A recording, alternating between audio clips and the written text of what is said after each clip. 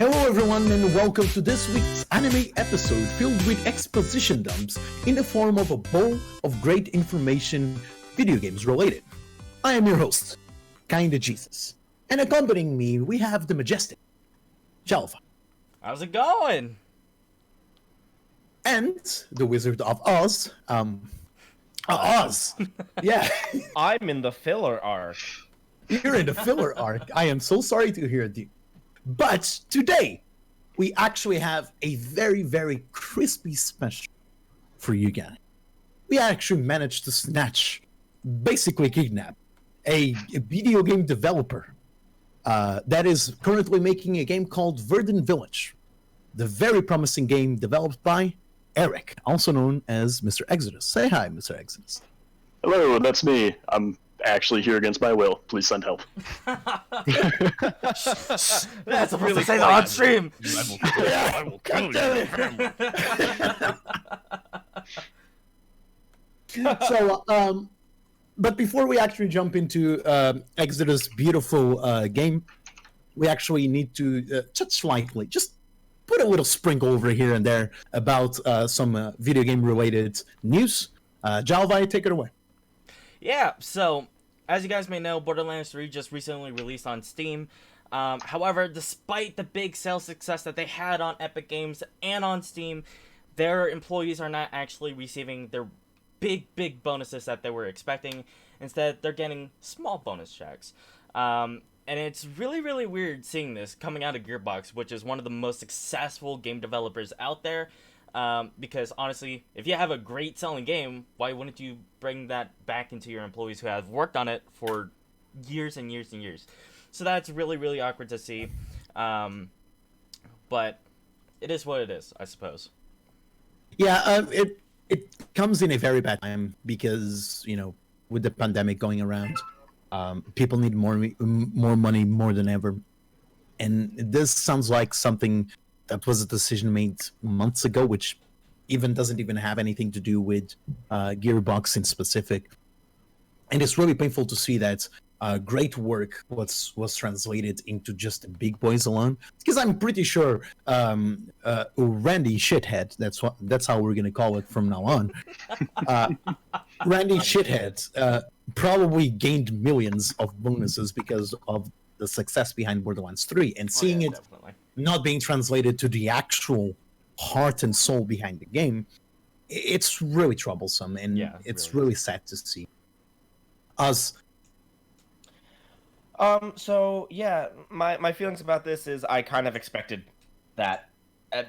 Honestly, my opinions on a lot of studios, especially after the big fiasco that was going on with Gearbox, specifically about Borderlands 3, about him underpaying voice actors and kind of treating every one of them like they were slaves.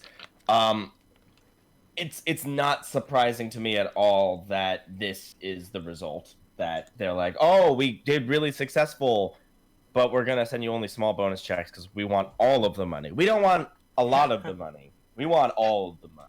Oh yeah. Yeah, but you got to keep in mind that big AAA companies, they kind of advertise that when a game is successful, you get bonuses. And in case of Gearboxes, they should be the good guys about all of this because their bonus is bigger than any other AAA company. Here's some details. Usually, the bonuses from major AAA companies like EA, like Activision, they are in between the 25% margin and the 30%. Some are even lower. I think EA's is actually 20% because, of course, it's EA. And on Gearbox, they actually have a 60-40 initiative. Obviously, 40 being for the game developers and 60 being for the shareholders. But the 40% is a lot of money. If you translate 40% in revenue sales for indie developers alone, we're talking, in some cases, almost triple-digit, six-digit numbers. Incredible. I mean, that is really great. And that's what Randy Shithead did. He promised definitely. That's why this is some very big news, because he promised some of those game developers six-digit figures, and finding out you're barely getting 2-digit figures is like finding out your McDonald's burger is full of lettuce. Yeah. That's not really why you go to McDonald's. Yeah, no, it makes sense that like it's a disappointment, especially because all the promises that are made. But to me, I don't really know why people are like being disappointed. Yeah, being upset, yes, but being surprised, no, I'm not. I'm not surprised based on the environment that's been going on in the AAA industry right now. A lot of these people get very big for their britches, and then just kind of feel like, oh, people are gonna buy my game, like a lot of it, so I can get away with it. And we kind of bought into it. I did too. I bought Borderlands 3. Like, I'm not saying that I'm like, on a higher step than anybody. I'm just saying that like when the voice actors were saying this was an awful thing that was going on, and then he promised that we would get paid more, and then he just didn't. Yeah. And then we basically bought the game saying, yeah, you can do that as much as you want, and we'll still buy your game. It's kind of why Bethesda gets away with the stuff that it gets away with, because we keep buying Skyrim. But I need buying Skyrim. It is the same. But I game. need There's Skyrim on nothing Switch, new. Oz. No, I need Skyrim on my toaster. Come on. No, If you're leasing it, you I gotta need- buy it. Yeah, exactly. KJ, you are smart enough that if you could just take the executable and put it on another thing. Like you don't need to do that. It's not how game works. The specific It code. doesn't work Exodus, like that. Exodus will tell you there's specific code for specific consoles. Yeah, it's not quite that easy. But is it like? Here's the thing: when an indie developer like Exodus makes a game and then like starts on PC and then it gains traction, let's release it for the Switch. That's fine. Bethesda has released Skyrim for like 3 generations. I'm sure that we're gonna get Elder Scrolls 6. That's gonna be lovely, and that's probably gonna be as buggy as any Bethesda game actually is, and that's part of the fun. I agree. But like we're gonna get the new systems. We're gonna get the PS5. We're gonna get the Xbox Series X. We're gonna get the Nintendo. Insert word here. And they're gonna release Skyrim. I know it. They're gonna release the Ultra Super Special Edition. This time with 2 more pixels, but the same damn engine. Actually, Mastered. Remake, and it's just Skyrim again with nothing different. I actually pre-ordered Skyrim on my Alexa. Oh my! Can you actually do Skyrim on Alexa? Yes, you can. think You you can, can you do can it. Hey, actually, Alexa. you can actually play Skyrim Play on your Skyrim. Alexa. Oh god, don't say hey Alexa on stream. Hey Alexa! Oh, you actually have Wait, an Alexa. us? Yes, continue. I'm really happy about this. Pretty sure I looked it up one time and they said Skyrim's released like 18 times. The Dragonborn of Legend. Oh my This god! world against all that may threaten it. For once this Alexa, stop. There's an extra Skyrim. I have been invited to Stop it. Alexa, turn off. Please do. Don't show this to the government. Oh yeah, Oh, man, I am straight up gonna do this all the time. that is a great way to spend your time if you're quarantined. Just saying. Yep. Just saying. Exodus, Shout. do you have anything to add? I mean, I think you guys summarized it pretty well. It sounds like Gearbox is in kind of a sketchy situation. Obviously, none of us are privy to all the details, but yeah, it seems like there should be more money going around to the developers. They're the ones that made the game, and they definitely deserve it. I haven't played a ton of Borderlands 3. I kind of just got it when it came out on Steam, but it looks like it's pretty great, so I'd say they definitely deserve to get paid. Definitely. Yeah, man. Let's remind ourselves of something, okay? Randy Shithole was the guy that was walking around with a pen drive with very questionable aged porn, and at the same time, very important documents related to his company, Gearbox.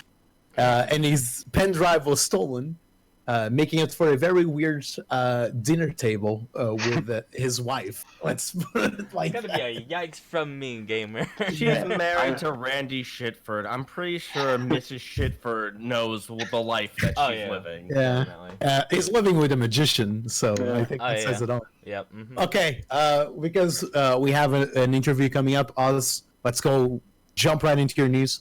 All right. So, as some people may have heard, in this apocalyptic hellscape, we were looking forward to escape into another apocalyptic hellscape, but unfortunately, The Last of Us 2 has been delayed indefinitely, probably because of the pandemic, which we are now allowed to say, right? We're Yeah. allowed to say it. Yeah, we're Yes, allowed to say yes, it. we're allowed We're to allowed say to say The it. coronavirus. We all know what it was. Mhm. Cool. The Because of virus. The coronavirus and people working. The reason that they've given like the statement was I'm not going to read out the whole thing, but they basically said because they wanted to distribute at the same time, which is weird because digital exists Yeah. and people. It's probably more like everyone's working from home and they don't want to force people to do crunch time from home, or it's harder to force people to do crunch time from home. Mm. I'm leaning more towards the second one, where they would love to force them to do crunch time and abuse them at home, but they can't because Yeah. you just stop and you can't really do much about it. Like you can't really be standing over them. But that being said, it's not that there isn't a lot of passion for the game. It's probably just not finished yet, and it might be its progress is slowing because of how difficult it is to make a AAA game from home. Yeah. Yeah. And if it is a positive, they're doing it because they don't want to force crunch time. I'm all for it. Yeah. Game developers need to be taken care of, and if game developers aren't going to do it, then we're going to have to unionize. That's a different thing altogether down the line, and I don't feel like going down that discussion. Do game developers have a union? Nope. Okay. Not that I know of. Okay, Unfortunately, they don't. Unfortunately, they don't. Which is due to happen at any moment now. Oh, yeah. There's been so many complaints on Riot, for example. So many lawsuits being thrown around. There's been so many workplace stories that were just really bad. Like the entire Anthem story. It's just really sad to see game developers having to have a room dedicated to crying in a workplace environment. That sounds like hell. Yeah, it's rough. It's rough. We're not going to touch on Anthem. I have a video coming about that. Anthem is a game. Yeah, no, it's not. It's a game that you It's bought. basically not a game. No, I know. How does a game that forces microtransactions have no actual microtransactions? It is the most baffling thing I've ever seen. All right, Exodus, do you have anything to add? Well, I did. I was just gonna say I forgot and re-remembered that Anthem was a thing like 2 minutes ago when you started talking about that was a game that came out. Interesting. Yeah. In terms of The Last of Us, I mean, I'd say personal human safety takes precedence over everything. Yeah. But I'd rather them take their time and maybe not push their people at home. I'm personally thinking back to like college when I was in computer science and I had to organize a group of like 5 people to do a project, and that was hell. I can't imagine what it's like to organize an entire company just online. Sanchez, I'm sorry to cut you there. Sanchez says that he misses old BioWare. So do we, but so do we. Oh yeah. We all do. Definitely. But yeah, I mean, hopefully they'll get it out sooner rather than later, but I don't think I'd go ham on it trying to push it out. Mm-hmm. Yeah. There's also the main issue that this is coming up on a new generation of consoles, and because it's something fairly new, I believe there's a lot of ironing out to do, a lot of bugs to do, and judging by the gameplay they already released, it's going to be very detailed, animation-wise, story-wise, very rich, and it's going to be very beautiful. And a game like that doesn't just come out of someone's hat looking at you, running shithead. And I really hope that the reason why Sony is pushing the game forward is because they really are thinking about everyone's health and not just numbers, not just money. Because I imagine working from home, all kinds of stupid mistakes are going to happen because you're not having a direct contact with someone. Saying to little Billy that this bug is still up in real life is very different from sending a message to little Billy, and little Billy only reads it 30 minutes later, and he's already made a new, completely different road to walk in, and it's probably really hard to do something like that.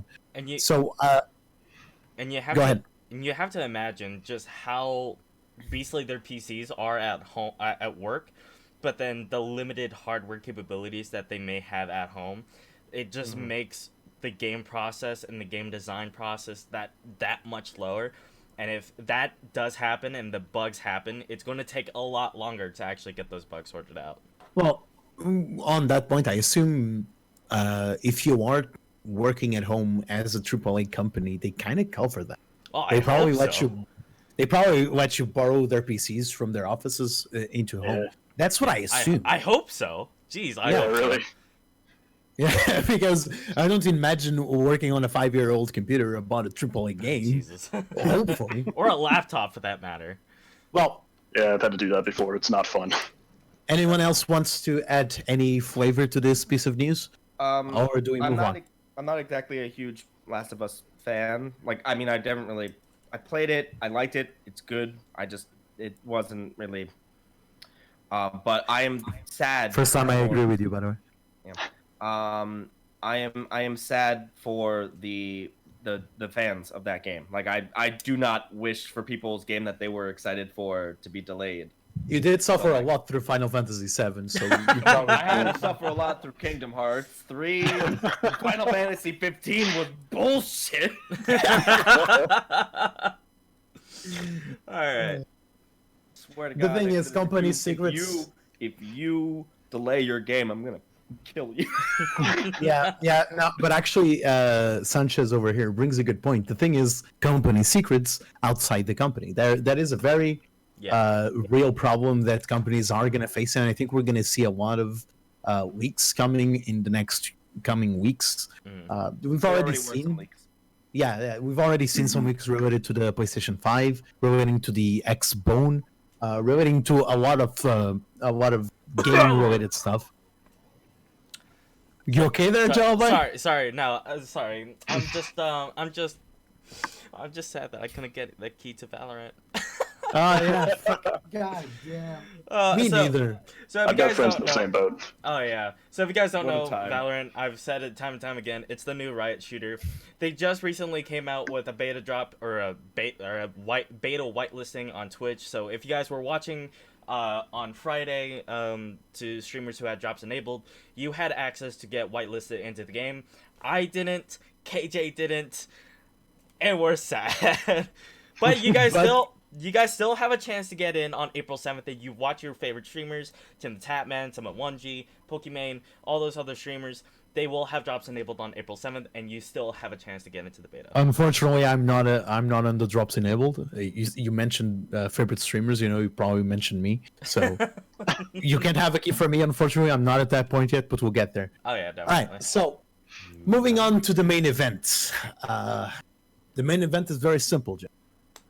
We kind of want to do this. We're gonna try to do this at least on a monthly basis, which is each month we're really gonna try to bring in a game developer, indie game developer mainly. The clue is in the title, and we just want to conduct a kind of chill interview.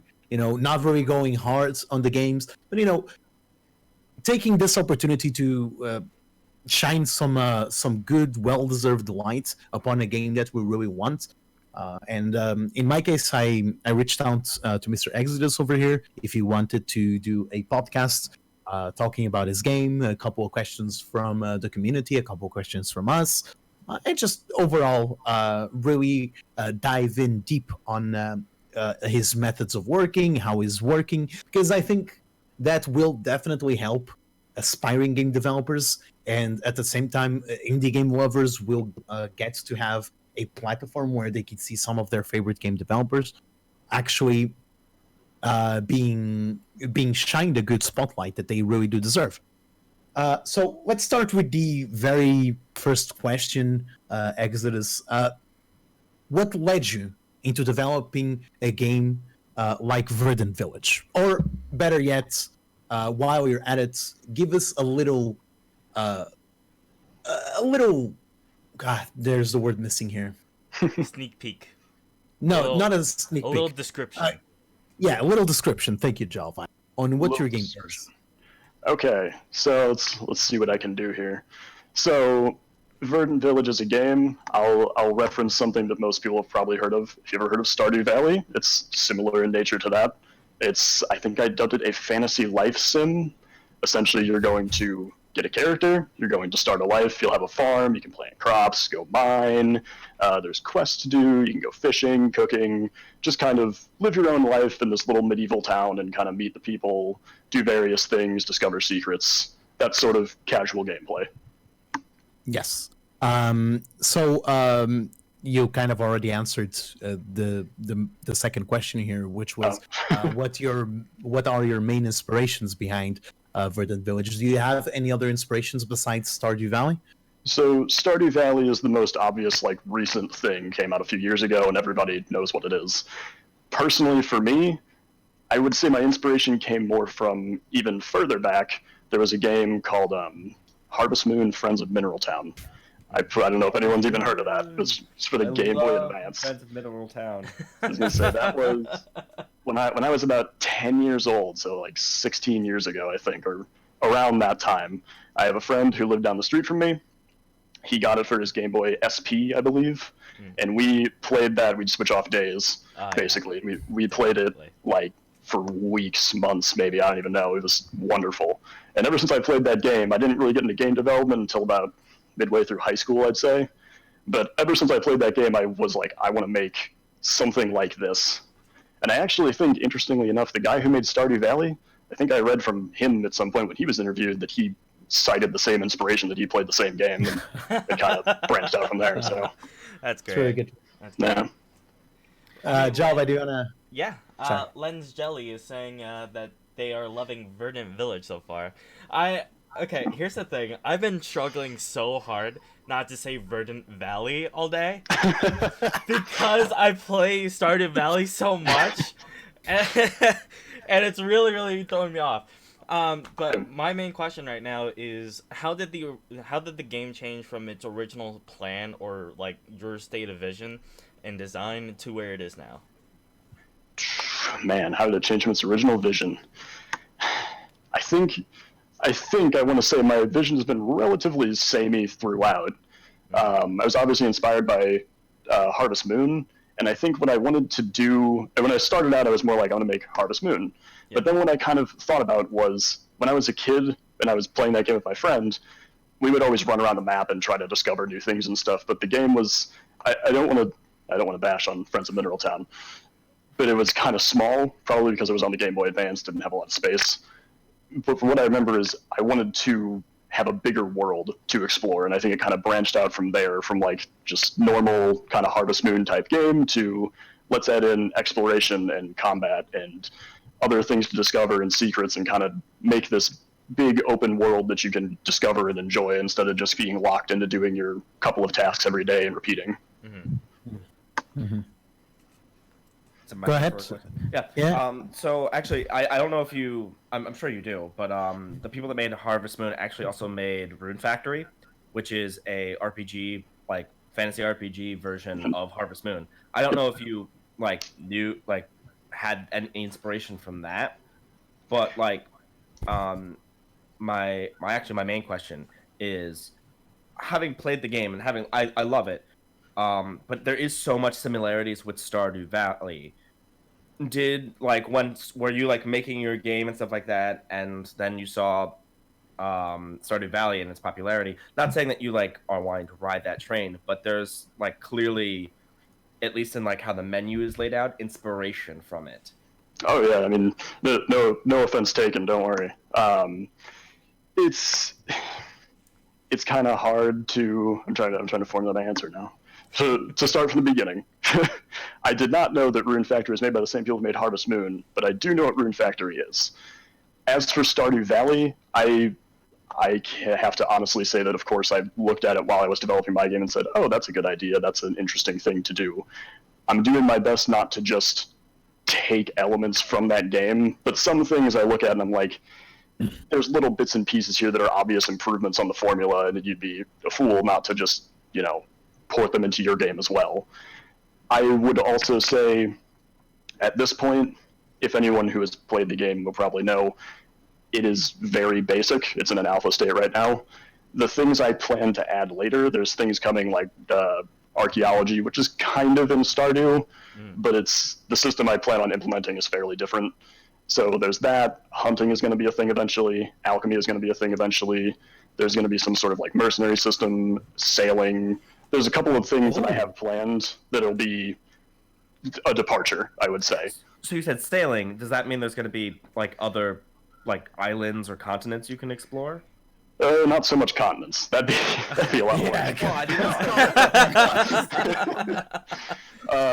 I haven't. Sailing is literally not to get your hopes up and then dash them. Sailing is quite literally like one of the last things I have planned. But of course. That's understandable. Polishing your game first is definitely a priority here. Again, a question coming from Guy Pastore: how many people are behind this project? So. It depends on how you want to look at it. In terms of the people who work at Exodus Software, it's me. I'm the only one. However, the art is made by a combination of 2 freelancers that I've hired, and the music was made by 1 other freelancer. So there are technically 4 people on the project, but in terms of if you're ever talking to someone from Exodus Software, it's me. Gotcha. Ashley's saying also playing Verdant Village, and I love it. Another very positive feedback from one of your fans, for sure. Oh, thank you. My next question is a more technical one. What game engine are you using, and why did you choose that game engine? So I'm using an engine called Construct 3. The project was, I guess, originally made in Construct 2, but about halfway through development, they came out with Construct 3, and I was like, I might as well. They offered it was like a free way to port Construct 2 projects to Construct 3, so I was like, I might as well take advantage of the new engine. So I moved up to Construct 3. In terms of why I chose it, if I'm being 100% honest, I bought Construct 2 back in it was probably like my first or second year of college, I think. And it's just kind of been my go-to game development thing. I use it because personally I think I personally like the interface and think it's intuitive and useful, and you can really prototype things really quickly. Outside of that, I can't think of a reason that I really use it. I personally enjoy it. Yeah, I think it was very satisfactory. Yeah. John,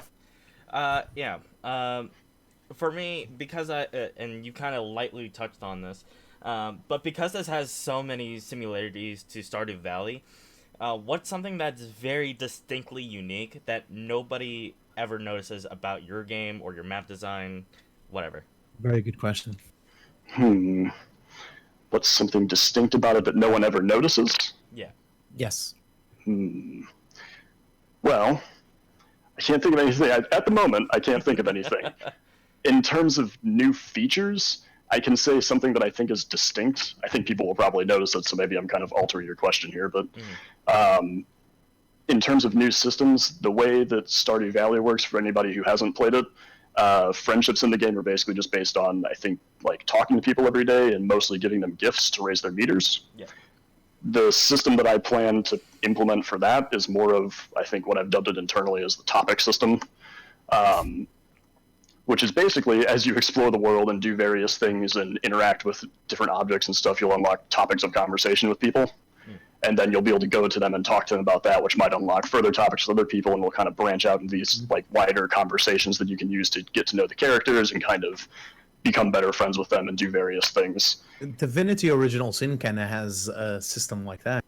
Really? Was that your inspiration? No, I see stuff. Yeah, it definitely. Oh yeah, dude, totally, 100%. Yeah. Searching it right now. on Divinity Original Sin, it expands a bit more on what you just said. It basically everything you do on the world is affected by other people other than just you. So, for example, you might just be exploring a cave and you end up stumbling upon some dude there, and some dude is related to X-woman. And then when you talk to X-woman that has lost his husband, you can say, "Oh no, your husband is in that cave," and you might strike a quest that way, or you have a specific perk like necromancy or something of the sorts, and Right. because you have that, you have the option to, I don't know, maybe diffuse a situation using that necessary perk or something like that. So I can't say I've played Original Sin because I think the only Divinity game I played was just straight up Divinity 2, but it does sound similar from what I understand. Yeah.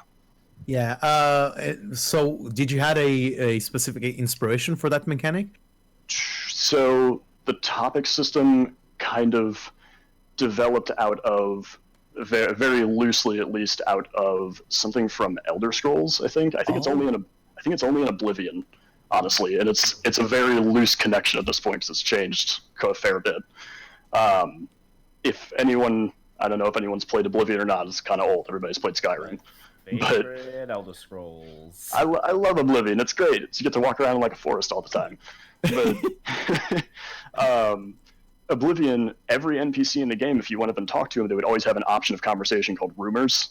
And Rumors was basically just directing you towards, they'd be like, the Fighters Guild needs people to punch other people. You should go talk to them or something like that. Do that. Yeah. It was basically just a way, I think, to point you in directions on the map. And that's kind of what the topic system started out as, was more of just like, here's this interesting thing you can go look at. And it slowly morphed into like, what if it was just more of people have certain things that they know about, and once you learn about them as the player, you can then talk to them about that thing, and it might lead you onto something further. One really interesting part when I was playing the demo is I actually stumbled upon a grave. That grave struck me as a grave that was placed there for a reason. Are you planning on how much are you planning on expanding on your worlds? So, or are you just dedicating yourself to the main story? How are you planning that? So as far as story goes, obviously these games are kind of more just like play them and have fun. What I wanted to do was also have some sort of world that feels a little lived in and that there's some history to it for people.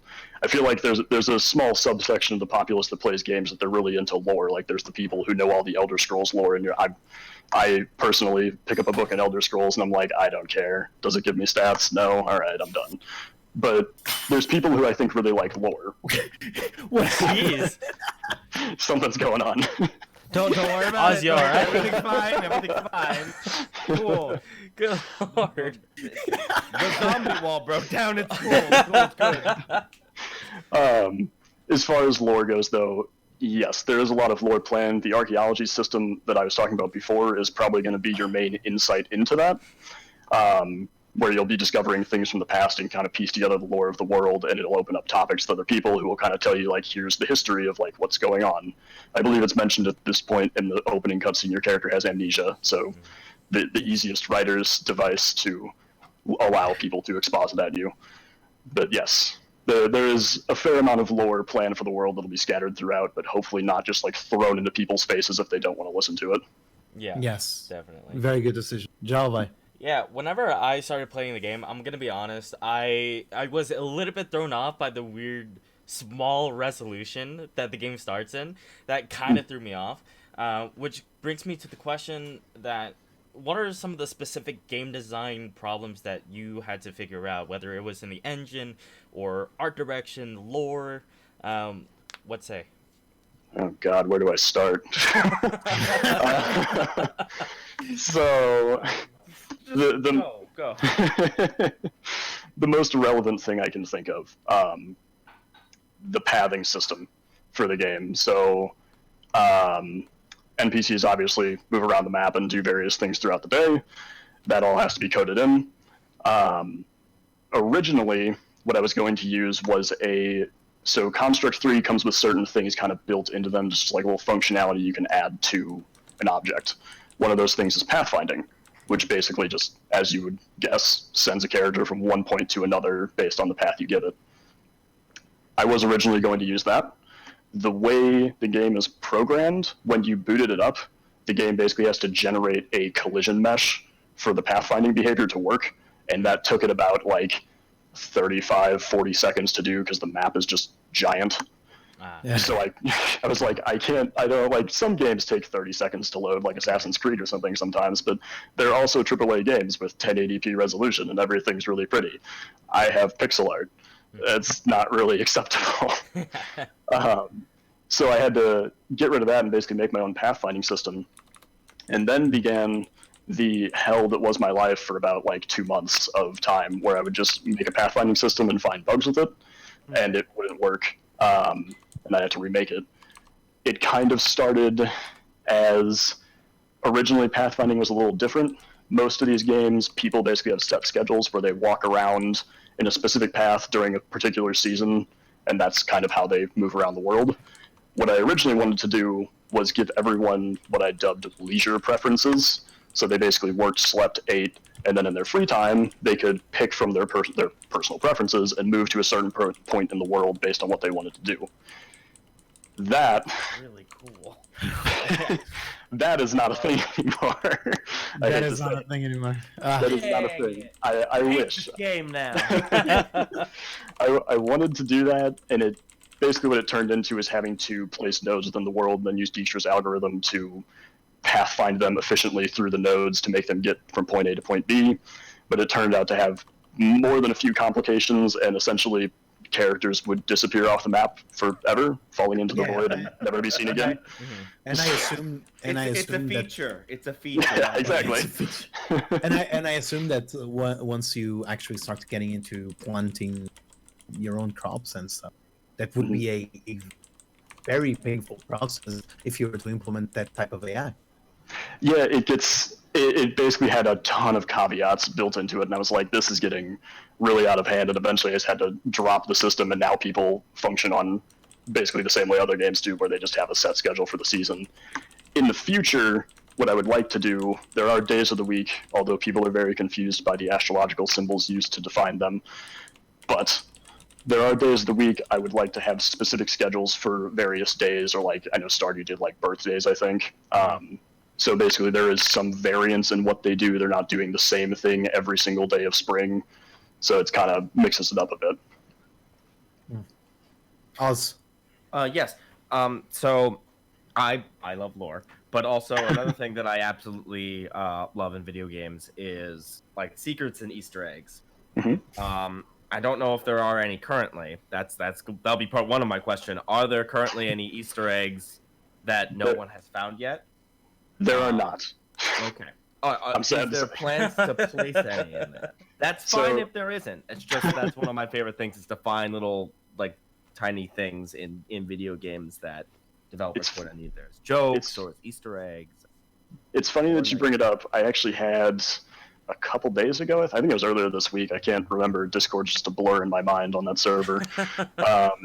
But I had a guy mention, hey, you should take some of the bugs that are occurring right now and basically work them in as like little bits of dialogue or little like tidbits here or there that people can find later. The people who were here during the alpha development of the game will look at that and say, I get what they're talking about.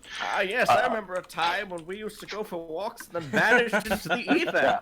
Weird time. I'm still waiting for my father. So there is stuff like that planned. I'm kind of noting down more notable things as they occur.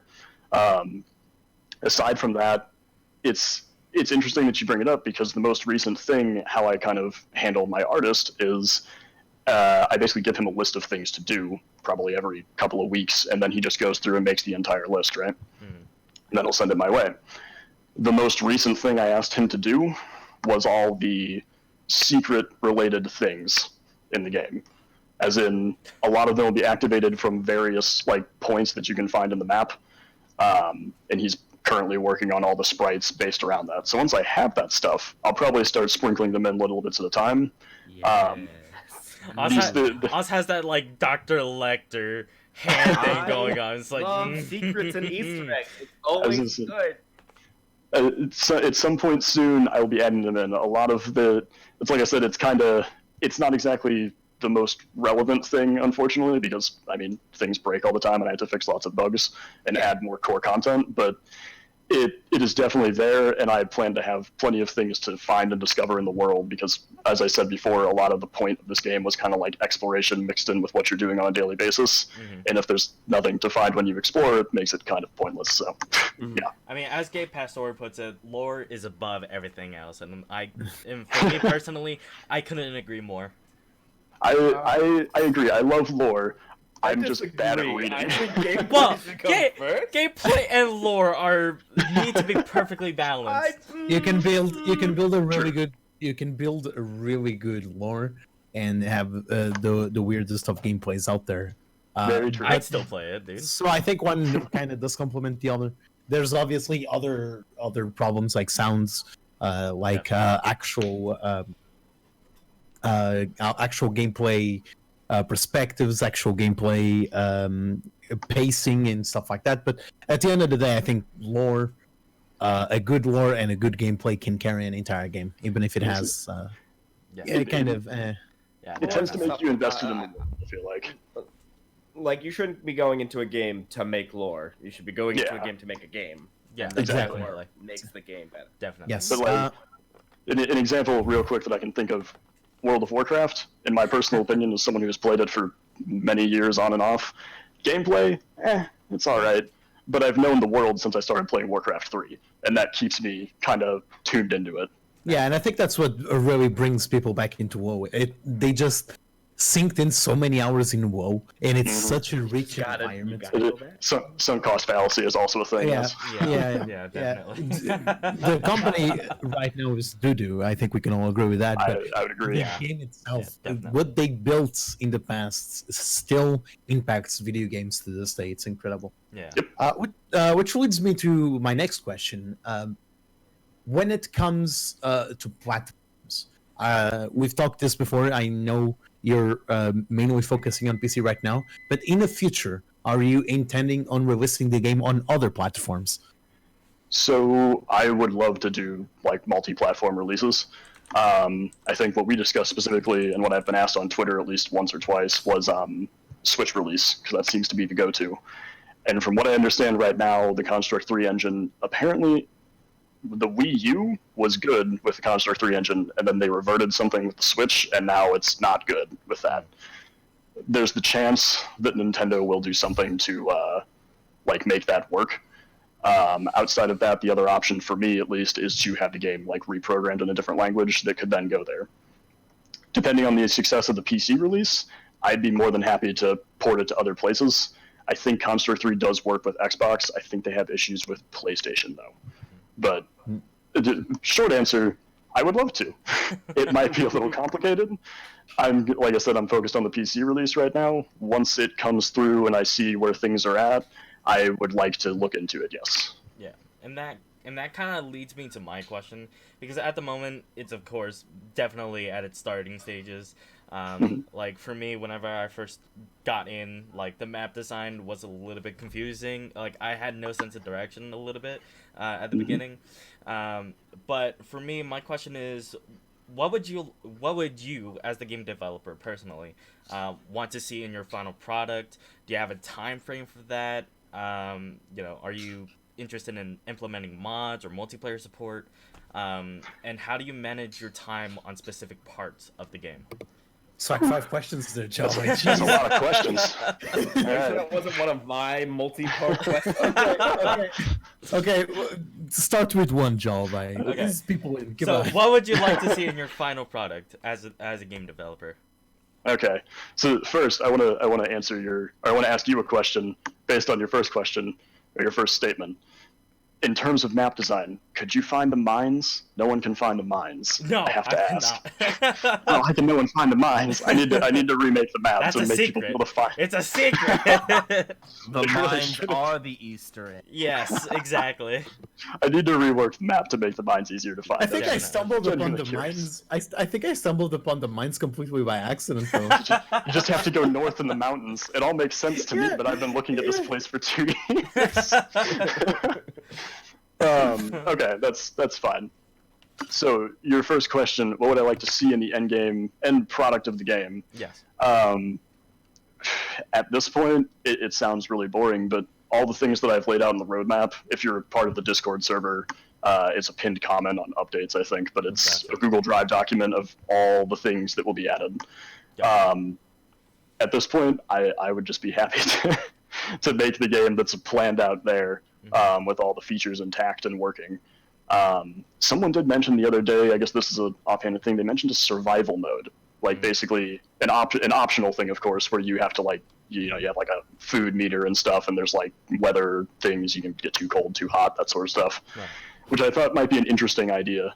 So I might look into that at some point. And where can people find your Discord? The Discord link is on the itch page, I believe. I'm gonna double check that right now before I say that. And the itch page is linked down below. At the end, we're gonna let Mr. Exodus plug in everything he wants to plug in. Obviously, Just so dump all of them out. yeah, just draw exposition. I will try. Miss Random says in the comments, I could, and I'm super eager to build that staircase to get there faster, referring to, I believe, the mines? Yeah, for anyone who doesn't know, in case you never found it, if you go to the top left corner of your own farm, there's a broken staircase that you can fix, which takes you into another section of the foothills above that. It makes it like half the speed to get to the mines, because normally it's a really long walk. Oz, your question? Yes. So I have this is a matter of genre. Why fantasy? Like, what brought you to specifically fantasy? Oh man, if the obvious answer is a boring one, I'm kind of a fantasy junkie, if I have to be honest with you. That's just it's kind of just how I am.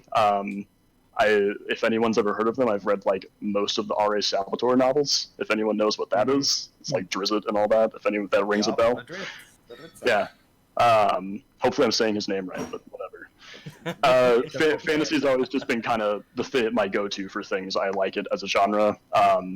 Personally, I remember looking at Harvest Moon and Stardew Valley and thinking, Stardew Valley has some fantasy elements like sprinkled in. I think that there's like a magician and there's like a dwarf in the mines and some like random things like that. But for the most part, it's modern. I would put it as a setting as like rural America, basically. Yeah.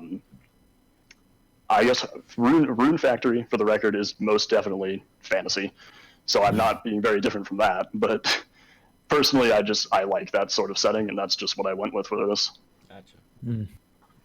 Yeah, and to be honest, I don't think everyone has ever tried doing a Stardew Valley with fantasy sprinkle into it. So you might be the very first developer trying that. Oh man, we can hope. There's a lot of ideas out there. I don't know. It's hard to come up with. Fantasy is a theme that gives more freedom to explore. So yeah, good choice, says Sanchez. And I agree. You can get very creative with that, and it shows. This is my honest opinion. I think right now, you can clearly see the game is in its early stages, as it should be. But what really led me personally to try to contact you to be in this podcast was how I can see passion translated into that video game. And it's very rare to kind of see that nowadays, especially a kind of one-man army right now. Yes, you're extorting. No, not extorting. You're extorting them. You're extorting all your fans.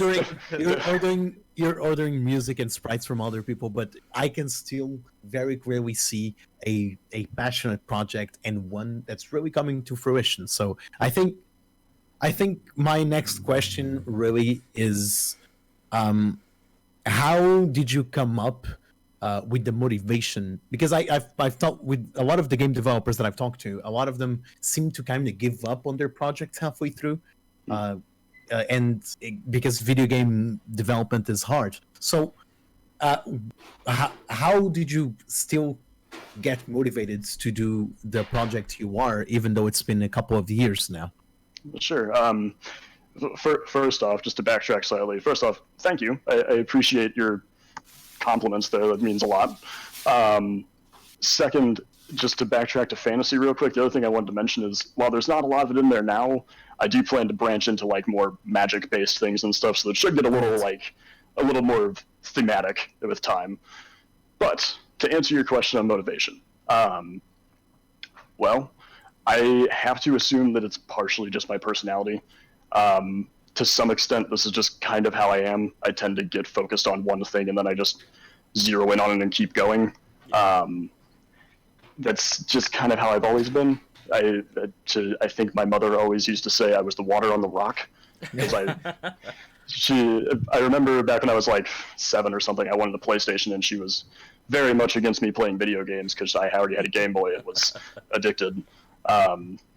And I remember I wanted it for Christmas, and I bugged her for like 6 months before Christmas until she finally broke down, and she asked Santa for it, in case any kids are listening. But yeah, it's just Santa. Yeah, that's right. Actually, Sort of son. It's just kind of how I've always been for a lot of things. Well, you know what? That's probably a lie. When I was a teenager, I was much more just, I would do this and that and change directions real fast. But I think as I've gotten older, sometime around college probably, I don't know, I guess something clicked in my brain, and now this is what I do. It also helps that I have very little life. And again, these are great segues for my questions, by the way. But so again, from a last question, what's kind of your time frame, and how do you manage your time on specific parts of the game and game design process? Okay, so prior to releasing on itch, I'll be honest, I didn't really have much of a schedule. My schedule was work 8 hours a day or more.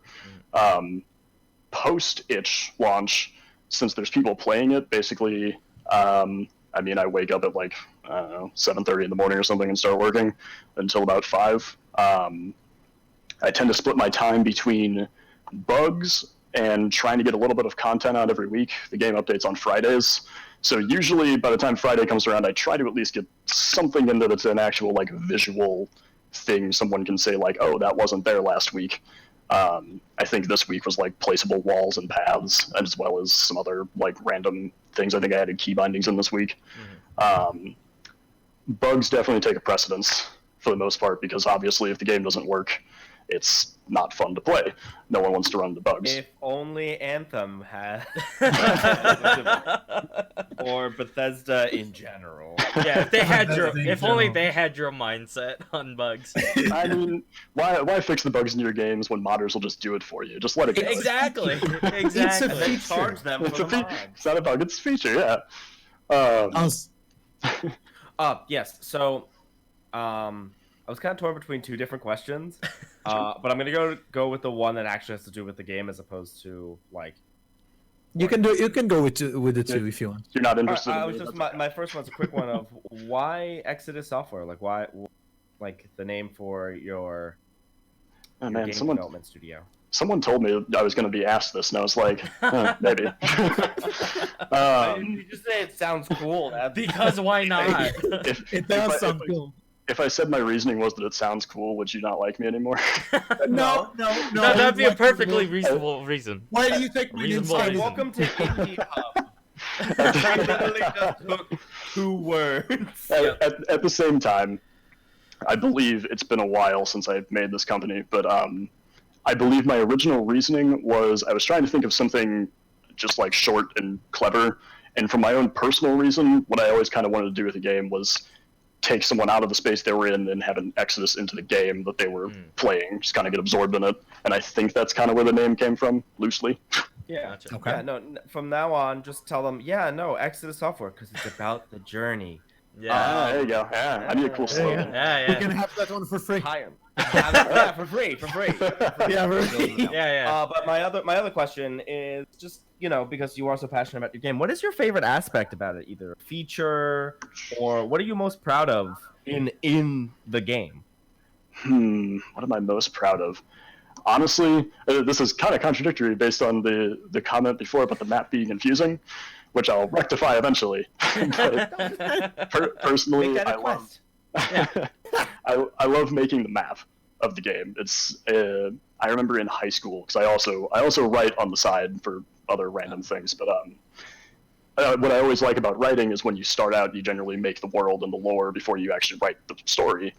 And that's kind of what making the map is in this, where you get to lay out this environment and you get to hide little things in it and piece things around. It's also really fun to do because an artist makes all the sprites for me and I don't have to do that, and that's nice. But that's probably my favorite aspect of making the game and what I like about it.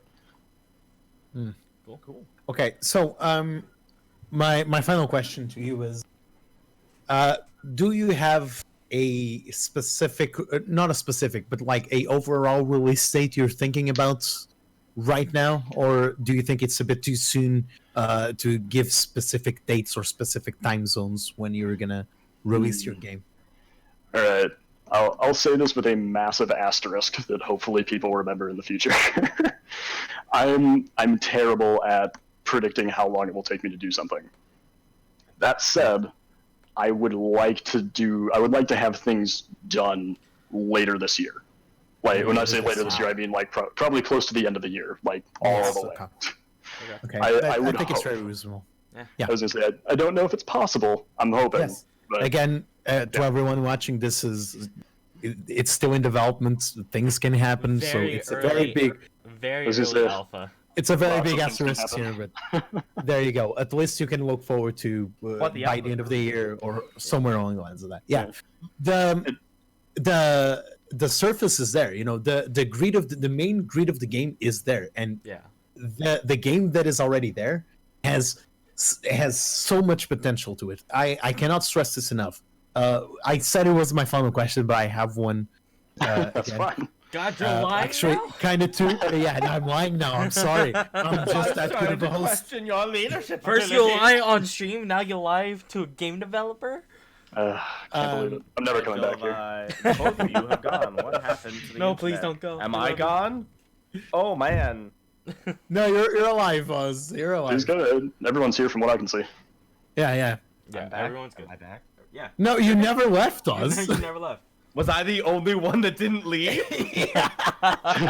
Yes! Finally! It's an odd show, and I thought I was the one. It's like, Okay. So, are you planning to? Have you already come to gripes with how much you're gonna charge for your game, or haven't you really thought about that? So the plan is, this kind of pairs back into release. Hopefully at some point, once the game hits what I'm going to classify as beta, which is several more systems and far less bugs, I'm going to probably throw it up on Steam on early access. That'll hopefully be sometime this year between now and the end of the year. In terms of price, the general number I'm looking at right now is like $15. Something Yes, along yes, those sounds lines. very reasonable. well, that's so Sounds very reasonable. That's Yes, so yes. reasonable. That seems to be the indie game price range usually. So Yes, if yes. if numbers happen to change for whatever reason, I know for a fact I wouldn't go over 20. So Okay. Yeah. I can say that. Wow. At least you have a limit. That's Where- great. And, Where is this from our AAA companies? yeah. Are charging full They $60 need price all of points. your money. Okay. So my final question, Peaky Promise. Your Sure. final Is- question. Final question is after the release of the game, are you planning to still expanding on said game? So that's a little tougher to answer. At the moment, like I said, I have a roadmap that shows what I'm going to do. I'm not opposed to having like post-release patches of some sort. It kind of depends on if I have any ideas as I go, which I tend to have ideas all the time, and it also depends on how well things sell in terms of money and stuff like that. At the moment, I don't have any plans for it, but I definitely wouldn't be opposed if something came to mind that I thought was a good idea. Yes. Okay. Chalbai? Well, you definitely have 4 more people who are going to be following your project. 3 of us, and then Pedro Sanchez in chat, definitely. All right. Well, I just wanted to say thank you for actually coming out and speaking with us. This is a really cool experience, and we really, really hope you for the hope for the best for you. Yeah. Wish I you the gotcha. best. Well, thank you. I mean, I appreciate being here. Like I said, I've never done something like this before. It's been a fun experience for me. I don't know. I get to talk about something I've been making for 2 years, so Yeah, I'm happy to be here. And we can definitely see your passion just by talking to us. Very true. Not even your webcam, just talking to us, which is nice. You can't get the passion from that little symbol of me. Yeah. Palpable. It's palpable. Oz, yeah. do you have any questions or anything to add?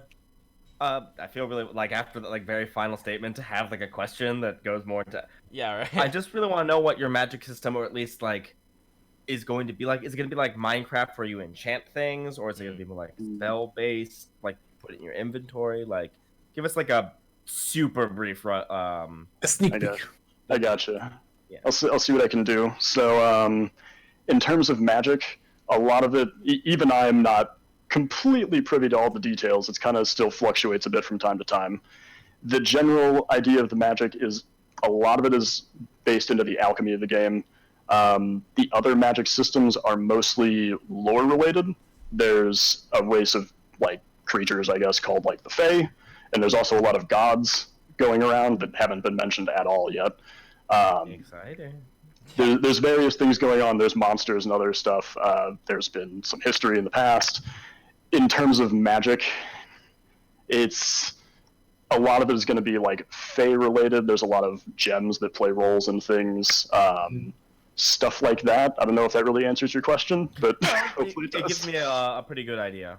As you say, You also don't want to reveal that much because you're still thinking about it. It's more than understandable. It's a little bit up in the air, but that's the general direction I'm going to fit it into lore. Okay, to wrap the interview up, what's your next move on the game? My next move, in terms of like what I'm working on next? Yeah. What are you working on the next version? Yes. So, in terms of the patch this week, it's going to be bug fixes for the most part. I was going to try to add NPCs in. I think I was going to add Kira into the game because people have been saying that they can't find her, but she's mentioned in the quest, which she's not implemented yet, and that's why you can't find her. No, she's in the mine. You just gotta go find her. Yeah, exactly.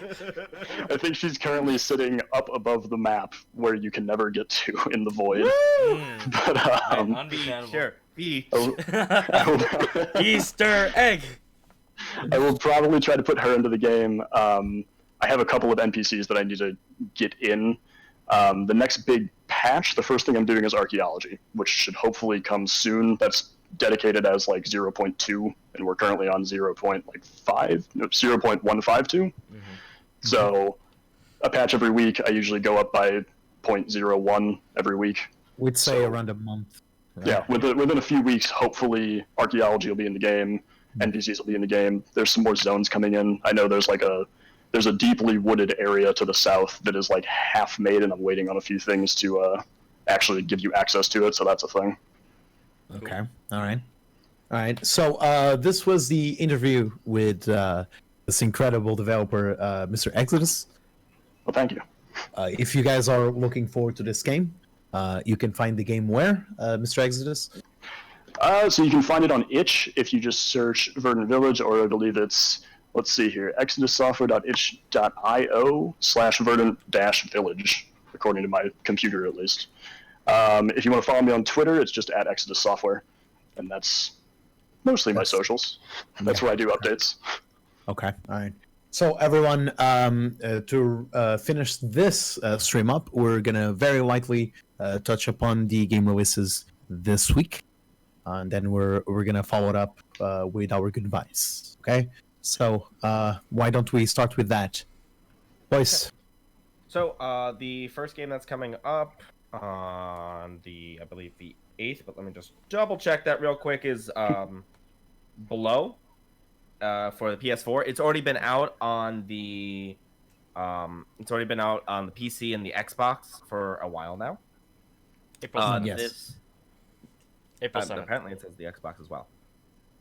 But maybe it's lying. I mean, we said that everything that's on the PC is on the Xbox as well, Yeah. so possibly. Exactly. So it was officially released for the PC. It's a kind of an isometric Dark Souls. We kind of mentioned it in our top 5 indie Dark Souls. It's sitting at like a mid on the Metacritic, but it's good. It's actually pretty good. Yes. That's you never actually know the amount of scores that there actually are. Oh, But yeah, that's it's coming out. Check it out. Okay. PS4. So following up, we have Fallout 4 Wastelanders, the expansion for Fallout 76. Sorry, It's a feature. It's an Easter egg. I kind of threw up a little bit in my mouth. I thought something was actually happening over there. No, sorry. It's just thinking about. Sorry. About Fallout 76. Stop thinking about it. It's just a country road simulator. Right? It's coming on April. It's coming on April 7th on PC, PS4, and Xbox. Let's just move on from this one, please. All right. Next up, we have Convoy, which is releasing on PS4, Xbox, and Switch on April 8th. It's a tactical roguelike Crash Lands game that allows you to build a crew of combat vehicles in order to find parts to repair your downed spaceship. Yes. So, Then we have. nope. I think it's me. No, Actually. I think it's me. I think you messed up over here because Final Fantasy VII is on the 10th and Convoy is on the 8th. Doesn't matter. Oh, well, we also have Convoy. Yeah, go ahead. No, wait, it's Oz. Because Oz started Nope. it. Yeah, Oz started it. Go Oz. Yeah, I was gonna say the list. I'm looking at That's the weird. list right now, guys. Guys. Below Fallout Convoy, and then it's Oz with Final Fantasy. Yeah, Final Fantasy X comes out. It's gonna be real Fantasy good. 10. Final Fantasy 7, Final Fantasy 7 remake is coming out on April 10th, and it's gonna be great. I'm gonna be streaming it if you don't want to buy it yourself. That's Oz de Okai. It's just my name on Twitch. You'll find me. It's good. There's only one of me. I'm actually. You'll know. You'll see this face and you'll be like, "Oh man, I guess It's like, that's oh, me." this guy again. That was a screaming endorsement for your stream right there. Yeah, right? It's me. Hashtag It's good, sellout. I promise. Hashtag sellout. I said you. I was gonna do this, guy. You can't. shit on me after I said- Oh, yeah, definitely. All right, and finally this week we have Tharsis, which describes itself as a which is more of a remake for the new generation of consoles. It came out in 2016 and it's now coming on Switch. Basically, it's basically a strategy game with a lot of managing, kind of like FTL, but in a different perspective and with a different goal. And that's basically about it. Yeah. It was probably one of our best streams, with the exception of this The last little small part. mess up. Yeah, the little mess up. The best. That's what I mean. Feature. It's a Feature, yeah. It's a feature. Bro, we need to put that on like a shirt and like sell it. Okay. If you guys want to see more content from IndieHub, make sure to subscribe. Make sure to like. If you want to see content individually from us, you can find me at twitch.tv/kindajesus. You can find Jalvai, Twitch.tv/Jaluvai, JHALUVAI. and Oz once again. Is twitch.tv/Oz, OZ, but Oz de Okai. It OZDEH. Listen. HOKAI. Yeah, that one. Listen, I've had to rename this Twitch millions of times. It is literally written in front of me, and I still messed it up. It's a feature. I'm a feature. All right. Well, thank you There you guys. go. Thank you Calm guys so down, much. calm down. Thank And you, Exodus. once again, Exodus. You can find Exodus on Twitter at what's Exodus? At Exodus Software. There you go. And you can find his game Verdant Village on itch.io. Now you can say the goodbyes, Java. Come on, professionalism over here. So all of his social medias are going to be in the description down below. His itch.io page is up there. His Facebook, Twitter, Discord, official website, and official wiki is up there. Exodus, thank you very much for doing this interview with us. It was a pleasure to having you. It was Well, incredible. Thank you. I'm very happy to be Feel here. free- You guys were great Feel hosts. feel free to come back one day. Oh, yeah. Sure, yeah. Once I hit it big, right? Yeah, once you right. get Yeah, right. I'm gonna go It's like, play remember us? Verdant Village. It's like, remember us? I will certainly do that. All right. Well, thank you guys so Alright. very much for watching at home. Go ahead and check out every single one of us, and make sure to subscribe and turn on the notification bell in order to get reminded of whenever we stream or post a video. Thank you very much. Love you. Goodbye. Bye.